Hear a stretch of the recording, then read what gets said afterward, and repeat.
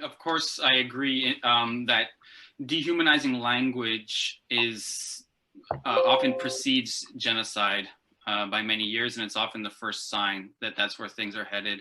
Um, in terms of past examples, historically, this has always been the case. Like even under slavery, there was dehumanizing language used to justify treating people as like non-human, effectively, right? Also during the Holocaust, the Nazis often referred to Jews as rats. So you'll commonly see this referring to people as some form of sort of insidious animal. In Rwanda, the Tutsis were often called inyenzi or cockroach.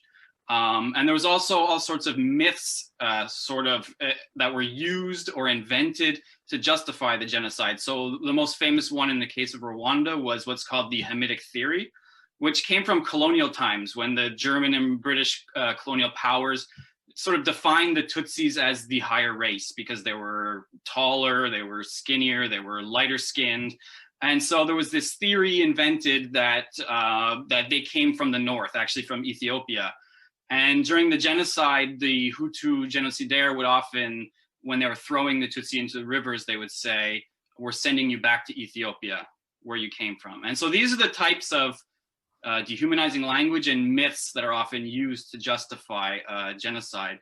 In the case of Ethiopia and Tigray, this rhetoric goes back a very long time. I mean, the most prominent example that I can think of is Eskinder Nega, who now is in prison, and I would say in many ways unjustifiably so.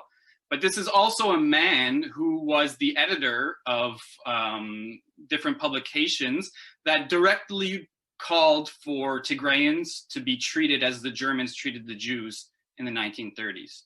So, I mean, so this has been building in terms of when the TPLF had most of the power in Ethiopia.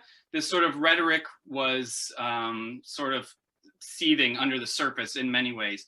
When Abiy Ahmed came to power, you saw these sort of language becoming more prominent as well. He would often refer to the TPLF as daytime hyenas, but of course, then because many Tigrayans support the TPLF, the net becomes broader and it becomes pretty much all Tigrayans are viewed as sort of these people that you need to watch out for. I saw it myself. The last time I was in Ethiopia was 2019, and I saw the idea of like even using the word Tigray or Tigrayan was sort of became a dirty word. When you would say it, people would be sort of like hush hush, like, oh, don't say that, you know? And I was like, I'd been in Ethiopia many years prior, and that was never the case before. So it was something that I really noticed that had changed. And I heard people who were living in Bahir Dar telling me that there's people talking about cleaning up the area. It was this common phrase that's used. We need to clean it up, you know?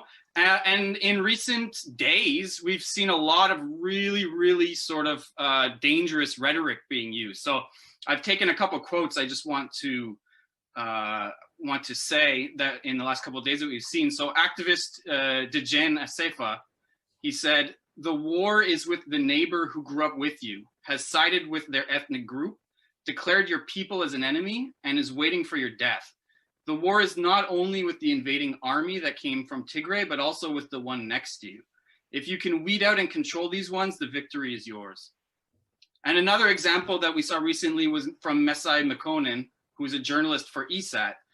He essentially called for all Tigrayans to be put in concentration camps in a way similar to what happened to the Japanese in Western countries during World War II. He directly said this, and there was actually a lot of support that I saw generated for this proposal online. And Mesai Mekonnen is the same man who previously called for using a strategy of drain the ocean to catch the fish, which is a very famous phrase that was used by Mengistu previously when he starved out the people of Eritrea and Tigray.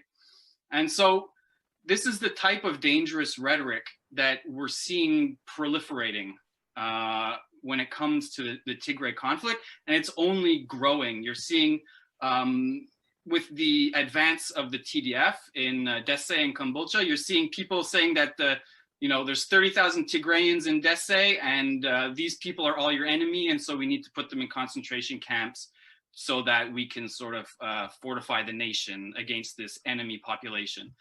And so it's very dangerous rhetoric, and it's already led to mass killings. But my fear is that, is that now that the Ethiopian army is being defeated, that it's going to be ramped up. Like that's what you saw in World War II, was when the Nazis were facing defeat, that's when they ramped up the killing of Jewish people in concentration camps. So that's obviously something that we need to look at going forward.